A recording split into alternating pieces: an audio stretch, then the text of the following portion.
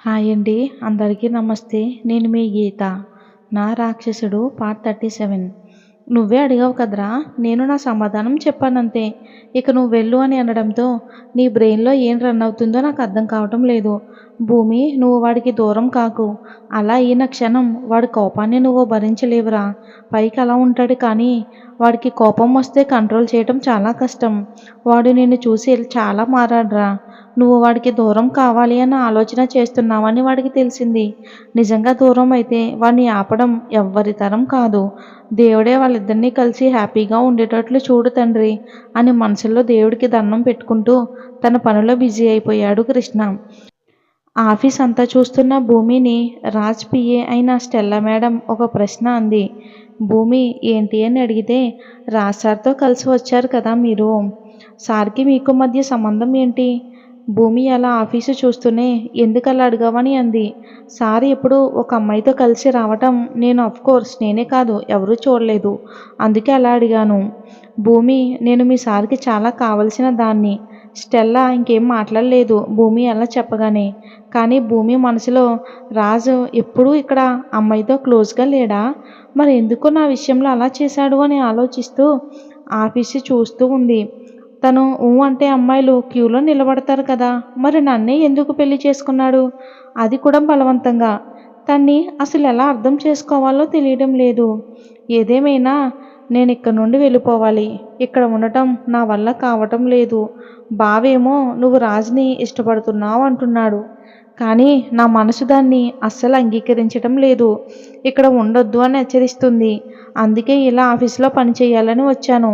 ఇంతమంది అందమైన అమ్మాయిల మధ్యలో ఉండి కూడా ఏ రోజు అమ్మాయి వంక చూడలేదంటే నేను ఎలా అర్థం చేసుకోవాలి రాజ్? రాజ్ తన క్యాబిన్లో మానిటర్ నుండి భూమిని చూస్తూ ఉన్నాడు. స్వీటీ, నువ్వు చాలా తెలివైన దానివే. నా నుండి దూరంగా వెళ్ళాలి అని ఆలోచన చెయ్యకని చాలాసార్లు మంచిగా చెప్పాను. కానీ నా ఆఫీసులోనే నన్ను అనుమానించావు. ఇక్కడ నుండి వెళ్ళాలి అని ఆలోచన చేసావు చూడు. ఆ ఆలోచనకే నిన్ను గట్టిగా కౌగిలించుకుని ముద్దు పెట్టుకోవాలని ఉందే. కానీ ఏం చేస్తాం? నీకు దూరంగా ఉంటానని చెప్పాగా, అందుకే ఆగాను. నీకు కావాల్సింది మాత్రం ఎట్టి పరిస్థితుల్లో జరగదు అని నవ్వుతూ తన పని తను మొదలుపెట్టాడు. ఇక్కడ జైకి ఎంత మర్చిపోదామన్నా కూడా భూమి ఆలోచనలు తన్ని వీడి పొమ్మంటున్నాయి. అందుకే ఒక నిర్ణయానికి వచ్చిన వాడిలా తన అమ్మ దగ్గరికి వెళ్ళి, అమ్మా, ఈరోజు రాత్రి నేను బెంగళూరు వెళ్తున్నా. ఆఫీస్ వాళ్ళు కాల్ చేశారు. ఇప్పుడు నా ఆరోగ్యం కూడా అంతా బాగానే ఉంది కదా, నేను వస్తానని చెప్పాను. జై ఇంకో కొన్ని రోజులు ఇక్కడే ఉండి పని చేసుకోవచ్చు కదరా అని అంది. తన కొడుకు ఎందుకు ఇక్కడుండి వెళ్ళిపోవాలి అనుకుంటున్నాడో అర్థమైన దానిలా.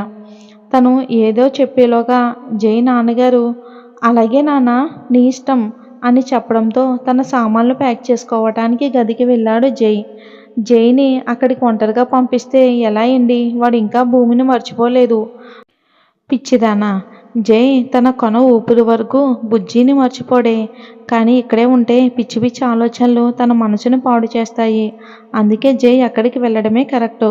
కనీసం తన చుట్టూ ఉన్న ఫ్రెండ్స్, సహ ఉద్యోగుల్ని చూసి కొంచెం బాగుంటాడు. తనకి కావలసినవన్నీ చూడు. నేను కొంచెం అలా బయటికి వెళ్ళొస్తానని బయటికి వెళ్ళారు. ఇంట్లో ఉంటే మళ్ళీ తన కొడుకు కంట కన్నీరు చూడవలసి వస్తుందని, భూమి తన భార్య కాకపోయినా తనకి ఏ మాత్రం కష్టం వచ్చినా తనకి ఒక ఫ్రెండులా, తను ఒక బావలా అన్ని విధాలా తనకు తోడుంటాడు. భూమి నా ఇంటి కోడలు అవుతుందని ఎన్నో కలలు కన్నానో మీకు తెలుసు కదండి. ఎందుకు ఇలా జరిగింది? మన జైకి భూమి అంటే ఎంత ఇష్టమో మీకు కూడా తెలుసు కదా. వాడు ఇలా ఉంటే నా కడుపు తరుక్కుపోతుంది. ఎందుకు ఆ దేవుడు ఇలా చేశాడు అని రమణ్ని హత్తుకుని కన్నీరు కారుస్తుంది సురేఖ. రమణ పరిస్థితి అలానే ఉంది కానీ తను కూడా అలానే ఉంటే భార్య ఇంకా బాధపడుతుందని తనని తను సముదాయించుకున్నాడు. జైకి ఏం కావాలో చూడు, నేను అలా వెళ్ళి వస్తానని రూమ్కి వెళ్ళిన జై, సారీ అమ్మా, నేను ఇక్కడే ఉంటే మీరు నన్ను అలా చూస్తూ బాధపడుతూ ఉంటారు. అందుకే ఆఫీస్ పని అని చెప్పి వెళ్ళిపోతున్నా అని తన లగేజ్ ప్యాక్ చేసుకుంటాడు జై. అలా ఆ రోజు రాత్రి బస్కి వెళ్ళిపోయాడు జై. జై తన అమ్మ నాన్నని కూడా రావద్దని చెప్పి వెళ్ళాడు బస్ స్టాప్కి. అలా వెళ్ళిన జై తను ఎక్కాల్సిన బస్ రావడంతో ఎక్కి బెంగళూరు వెళ్ళాడు. ఇక భూమికి కూడా రాజ్తో కలిసి ఆఫీస్కి వెళ్తూ తను ఇచ్చిన పని చేస్తూ డౌట్స్ ఉంటే తన పక్కవారిని అడుగుతూ పని చేస్తుంది. అలా ఒక వారం గడిచింది. భూమి పనిచేస్తూనే రాజ్ క్యాబిన్ని ఒక గంట గమనిస్తూ ఉంది. తను తప్పు చేస్తే పట్టుకోవాలి అని చూస్తుంది. కానీ రాజు తనకి ఎప్పుడూ అవకాశం ఇవ్వలేదు అని తెలుసుకోలేకపోతుంది. తన ప్రతి కదలిక క్యాబిన్ నుండి గమనిస్తున్నాడు రాజు. ఆ విషయం అసలు భూమికి తెలీదు. ఆఫీస్లో భూమికి దగ్గర అవ్వాలని చూస్తున్న అబ్బాయిలను చూసి తన పిడికిలి బిగించి కోపాన్ని కంట్రోల్ చేసుకుంటున్నాడు. వాళ్ళు కేవలం చూపులతోనే భూమికి తమ ఉద్దేశం తెలియచేస్తున్న వారికి ఆమడ దూరం ఉంది. కాబట్టి రాజు వారిని ఏమీ చేయలేదు. ఎందుకంటే భూమి నేను రాజు భార్యనని తన నోటి నుండి తానే చెప్పాలని చూస్తున్నాడు రాజు. అది తొందరలోనే జరుగుతుంది స్వీటీ అని మళ్ళీ తన పనిలో బిజీ అయ్యాడు రాజు. తన క్యాబిన్లో నుండి భూమిని వాచ్ చేస్తూ తన ఆలోచనలను గమనించిన రాజు, అమ్మో స్వీటీ, నీ ఆలోచనలు సూపర్ తెలుసా. నాకు తగ్గ పెళ్ళానివి నువ్వు. అలా ఎలా నా నుండి వెళ్ళిపోవాలి అనుకుంటున్నావు? ఈ జన్మకి నువ్వే నా భార్యవి, నేనే నీ భర్తని. అబ్బా, ఎంత కన్నింగా ఆలోచించావి నువ్వు. నేను అమ్మాయితో క్లోజ్గా ఉండడం చూసి నేనేదో పెద్ద తప్పు చేసినట్టుగా, నీకు ద్రోహం చేసినట్టుగా అందరినీ నమ్మించి నిందించి నువ్వు నా నుండి దూరం కావాలి అనుకుంటున్నావు. అది ఈ జన్మలో జరగదు అని తన పని తను చేస్తున్నాడు. అలా ఇంకో 10 రోజులు గడిచిపోయాయి. ఒకరోజు భూమిని తన క్యాబిన్కి పిలిచాడు రాజు. తను ఇప్పుడెందుకు పిలిచినట్టు అనుకుంటూ రాజ్ క్యాబిన్లోకి వెళ్ళింది. రాజు సిగరెట్ తాగుతూ తను ఉన్న అంతస్తు నుండి కింద ఉన్న వాహనాలను చూస్తూ ఉన్నాడు. భూమి నన్ను క్యాబిన్కి పిలిచి సిగరెట్ తాగుతున్నాడంటే, రాజు సిగరెట్ తాగాడంటే అర్థం నా మీద ఎంతో కోపం వస్తేనే తప్ప అలా చెయ్యడు. భూమి రాజు ముందుకు వెళ్ళి, అవును, నన్ను ఎందుకు పిలిచారో చెప్పండి ప్లీజ్. మీకు కోపం వచ్చే పని ఏం చేశాను? ఒకవేళ చేసుంటే నన్ను క్షమించండి అని అంది. రాజ్ తనకు కోపం వస్తే ఏం చేస్తాడో బాగా తెలుసు. అది తలదించుకుంటేనే భూమికి ఒళ్ళంతా చెమటలు పడుతూ ఉన్నాయి. వెంటనే రాజ్ చేతులు పట్టుకుని, ప్లీజ్ రాజ్, నేను ఏం చేశానో చెప్పండి. రాజ్ భూమిని తన మీదకు లాక్కుని తన నడుము మీద ప్రెస్ చేస్తూ, నేను నీకు ఎలా కనిపిస్తున్నానే? పిచ్చినా కొడుకులా కనిపిస్తున్నానా ఏంటి? భూమి తన నడుమును పట్టుకున్న విధానమే చెప్తుంది రాజ్కి ఎంత కోపం వచ్చిందో అని.